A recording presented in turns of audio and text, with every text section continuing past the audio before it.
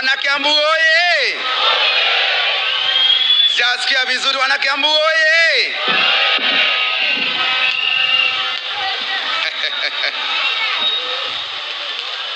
Hapa inaonekana ni moto kabisa. Unasema ni mwechechi. Nataka kujua kama hawa ni wana DCP ama ni wengine. DCP! Nataka kujua kama tuko wapi ama wapi. Hii ni ground ama ni ground gani? DCP!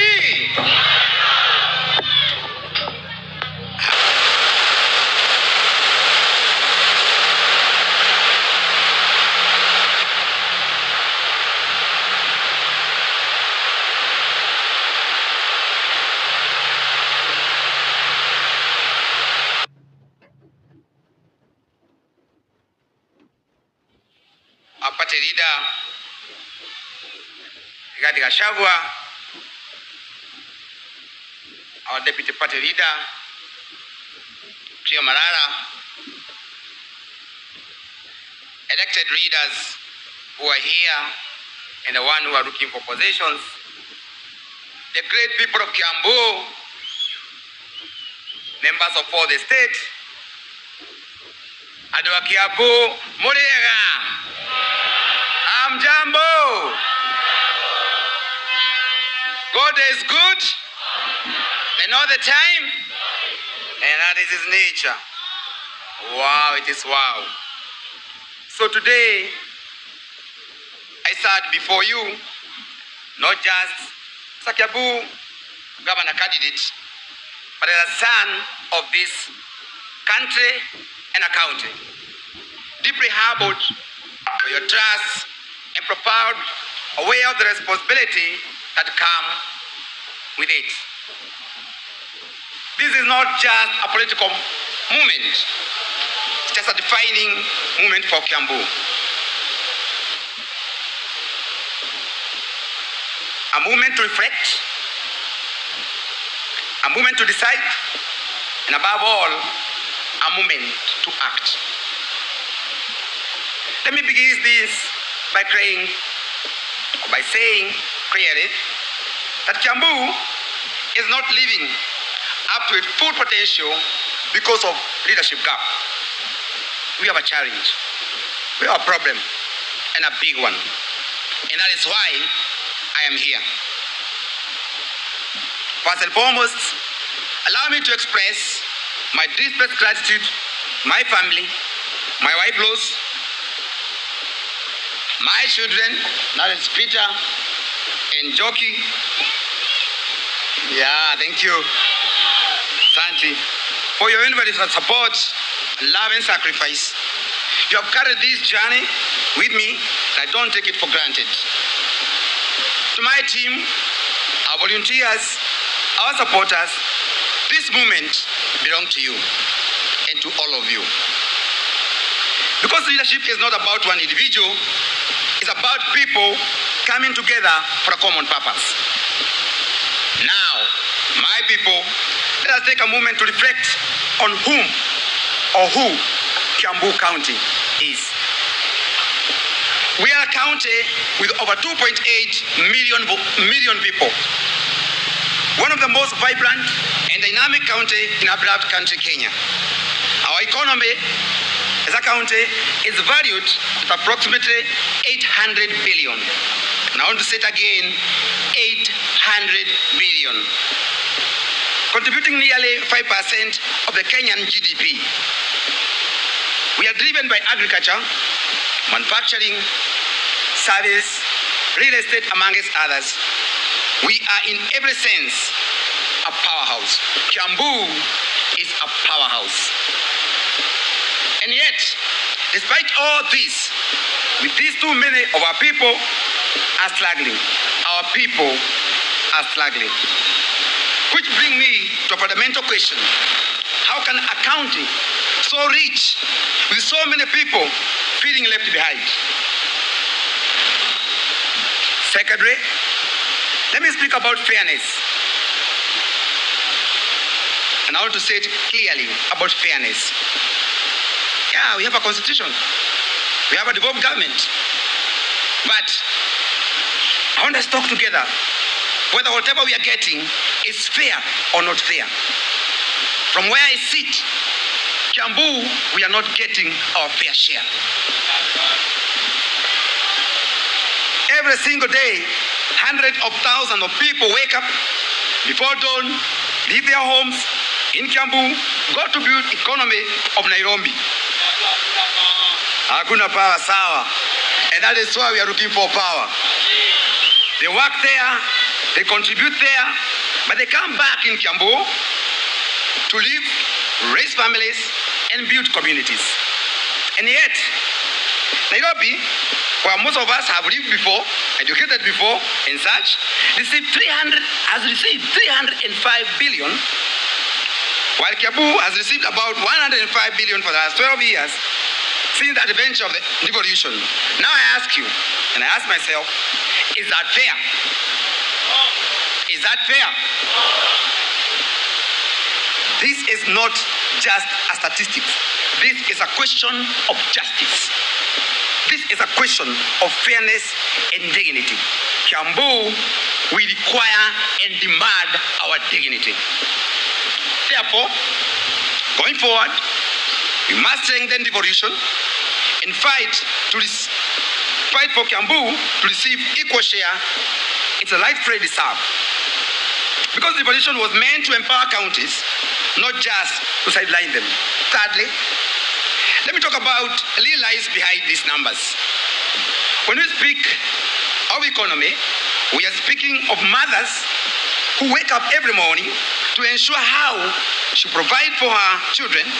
We are speaking of that young graduate who holds a certificate but cannot find a job. We are speaking of a farmer who tilled the land from dawn to dusk but earned barely enough to survive. And so the question becomes, what kind of county are we building? Because for me, the answer is simple.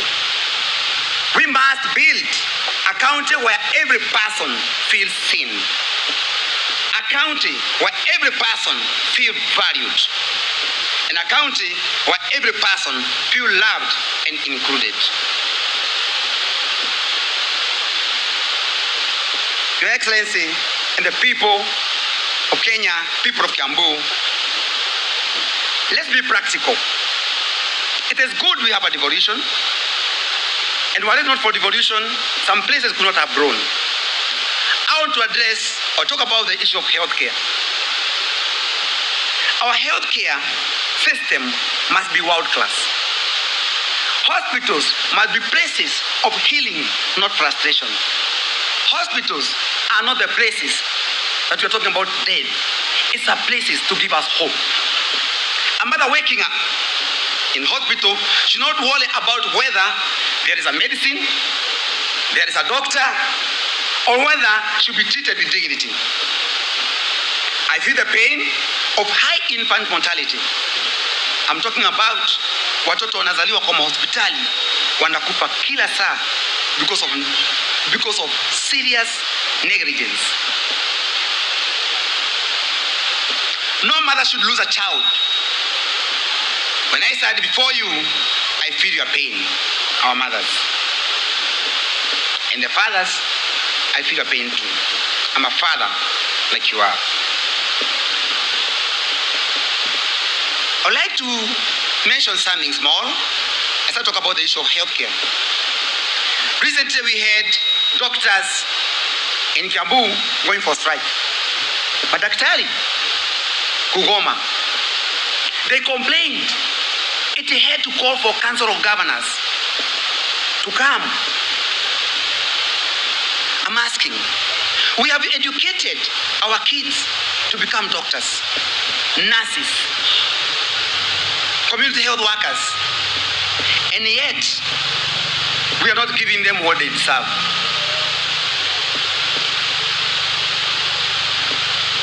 Our medical practitioners will feel you. We are bringing a solution for you.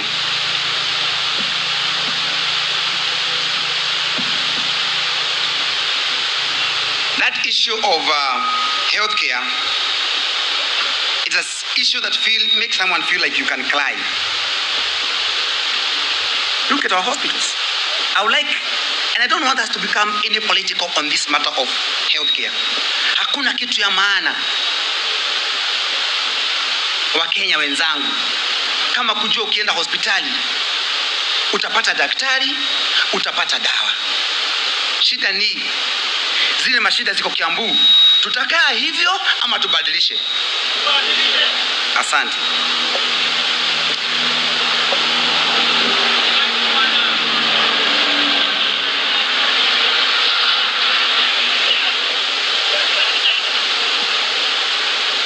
Our point here, you know very well, when the government came in, the current administration, there were some leasing machines that were given to hospitals. But even with all the challenges, there's one thing that you cannot compromise: the health care. Afya ya mtu, you cannot compare afya ya mtu with anything, not even with money. It is only in Kiambu, and I need another county here, they refuse to sign the leasing agreement. That means go to Kiambu, you not get those machines. Our people are going all the way to India for treatment of cancer. For a big county like Kiambu, does it mean that we cannot have our own cancer center? Our people are dying and selling at their things, selling their land, selling their properties, ili wapeleke watu wao India for treatment. Yet we can ensure that does not happen at the early stage. But did we have that one here? None. All big hospitals, the Aga Khan of this world, Nairobi Hospital, Kenyatta Hospital, KU Faro hospitals, they are all in Nairobi. We don't have a single one in Kiambu. I am here to make sure we will not struggle again on our health matters.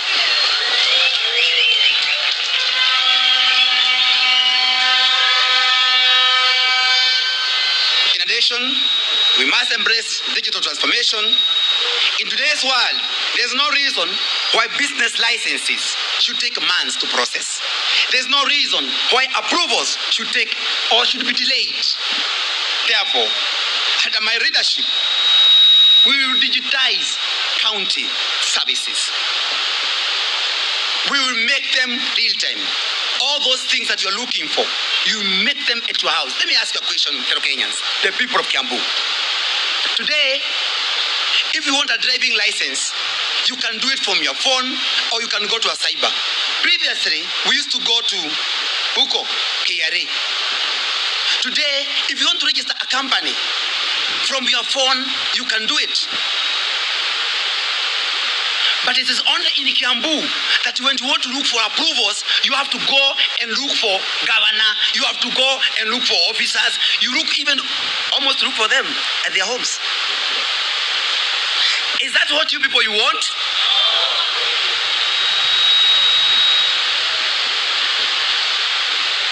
We must make it real time. And lazima hii agenda tusichukulie ovyo ovyo. Let me tell you, my fellow Kenyans, the Kiambu people.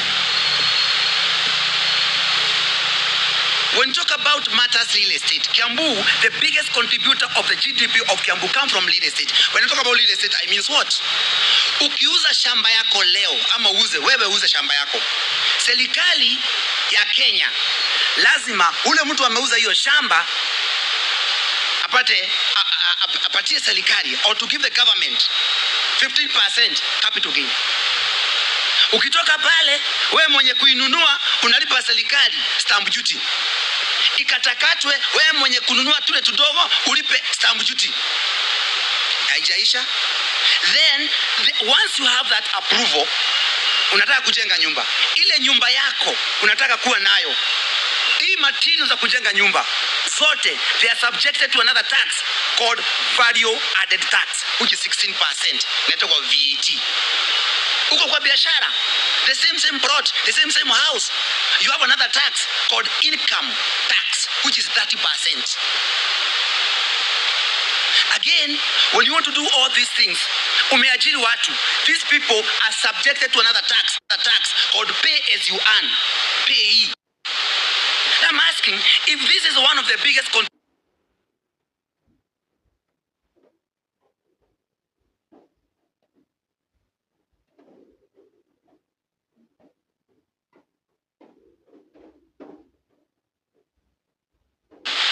what you are getting, it is not a luxury, it's a necessity, and it is your constitutional right. We must therefore create an environment where investors are supported, not frustrated. Let me say this clearly. Jobs do not come from the government offices. They come when people do business and they are allowed to grow. And so our role as a county government is simple. We remove the barriers, we create opportunities, and support enterprises. I know most of the people who are here, the Gen Z of this world, I sympathize because I have a Gen Z in the house. These young kids that you see here. It was very painful after getting education, after going and getting your certificate, a diploma and a degree, you don't have a hope that you can get a job. Hakuna mboka, sasa niko na form.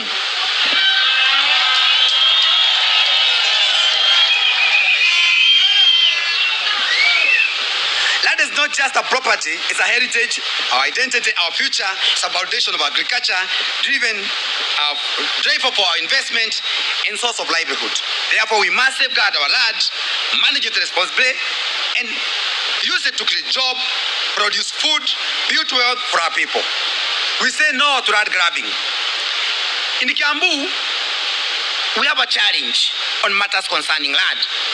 Everybody who is here, whether you have a house or not, a land or not, somebody somewhere, even you utapata yako. Get hope. The Bible says in the book of Jeremiah 29, verse 11, for I know the plans I have for you, declare the Lord. Not the plans to make you to suffer. You're not going to suffer again, especially under my administration.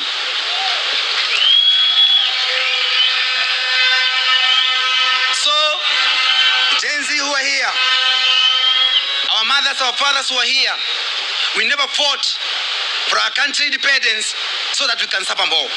Allow me to say this. We are having very high urbanization rate. But what do we need in Kiambu? We need factories. We need factories. I don't have a problem with the handouts that are given. I have a problem, the person that is given that thing. Amesoma, akasoma, degree, kila kitu ako nayo kwa mfuko, lakini huyu mtoto hana kazi. Wewe kama mzazi, unaonaje mtoto wako anatembea, amesoma? Sasa Gen Zs walifanya hiyo yote, wamesoma, wakademonstrate because there was no hope. Sasa Gen Alpha watasema nini? That is my worry, and that is why I'm here. Our leadership and governance, we need political hygiene. We are having a dysfunctional governance. In reactive and confrontational, there is lack of harmony among the Kiambu political leadership, both at the county and at the national level. The county assembly is dysfunctional and constantly in synody. Let me explain what I'm talking about this one. The people of Kiambu and everybody listening to me today, listen to this very carefully. We elect leaders from MCA, women rep, MP, senator, governor, and the president. But you kama Wanjiko, mashida zako mtu wa kwanza kuisikiza anaitwa MCA. So unless MCA is empowered, you are not empowered.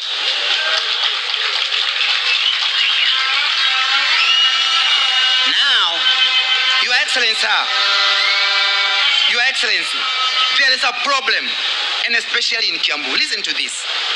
From November last year, December, January, until now, the county government of Kiambu have closed that assembly. They are calling it Synodai. What is this? Sindai. Look at your phone. Wangali, what is Sindai? Sindai, I-N-E. Then you put the word die. Huko ni shida tupu.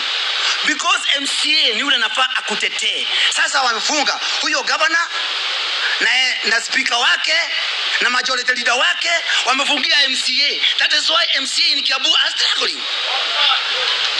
So what do we need for them so that they don't become the object and to be punished? And that is not what I want to do under my administration. Your Excellency, sir, I was asking with a lot of humility. We don't need to go to a referendum to create a ward development fund. Let's create a ward development fund for our MCAs.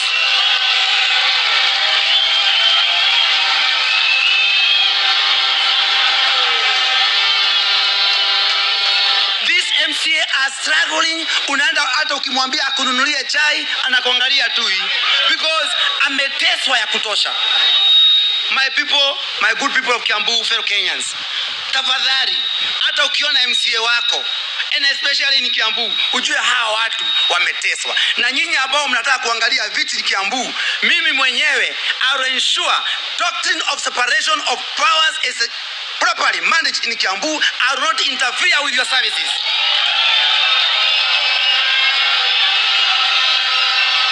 Fanyeni kazi yenu ya kutetea Wanjiko, na mimi kazi yangu ni kumanage resources. Tuko sawa, hatuko sawa? Na mimi nawaambia tukifanya hivyo kazi zitapatikana. Hawa majenzi itakuwa chua, mambo yao itakuwa mwecheche.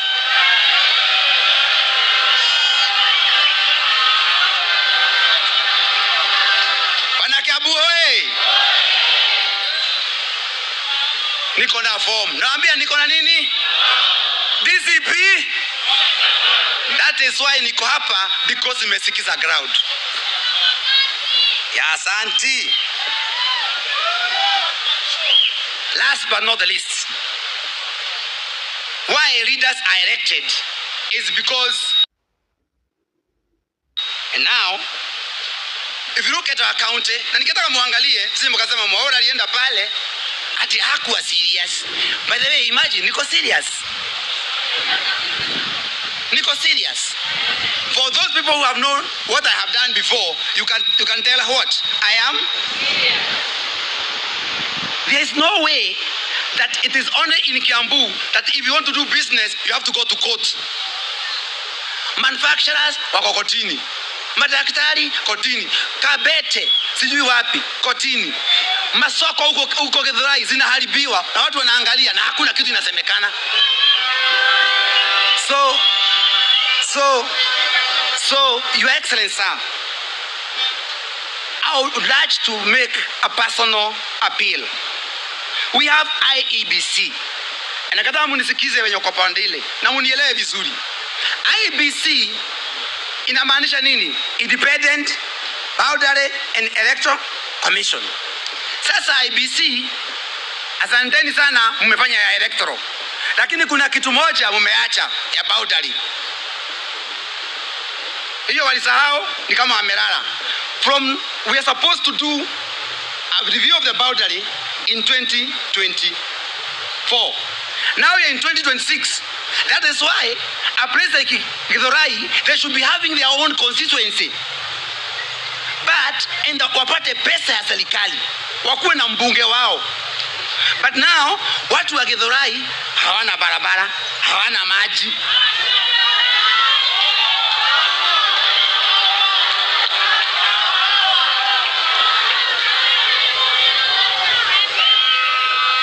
Mukitaka tuweke barabara, tuweke hospitali, vijana wapate kazi. DCP power, DCP power. Asante. Sasa ya mwisho ndio hii. As for me, thank you very much. Asante. As for me, I've made up my mind. This campaign is not about personality. It's not about possession. It's about people. And DCP, it will be a government of the people. And we have our own party leader who is Rigathi Gachagua. Anatufanyia kazi mzuri. Mko tayari tusukume mbele? Ya mwisho, siku anapanda niongee hii yote, Your Excellency. Nasikia tu nikiwa psyched nikiangalia hawa ndio tutatengeneza serikali na wao.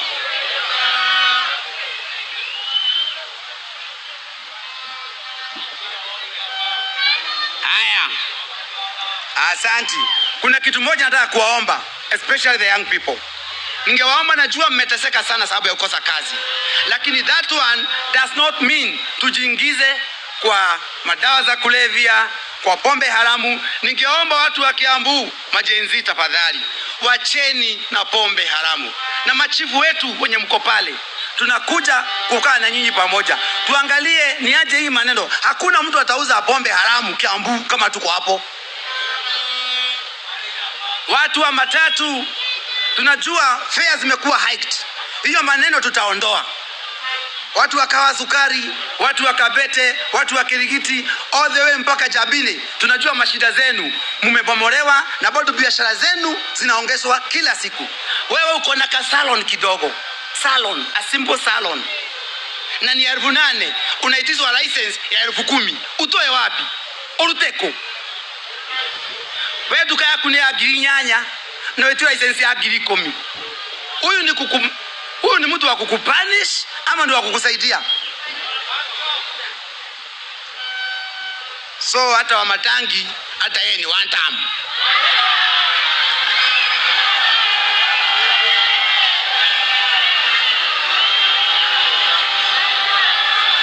We will sanitize your market.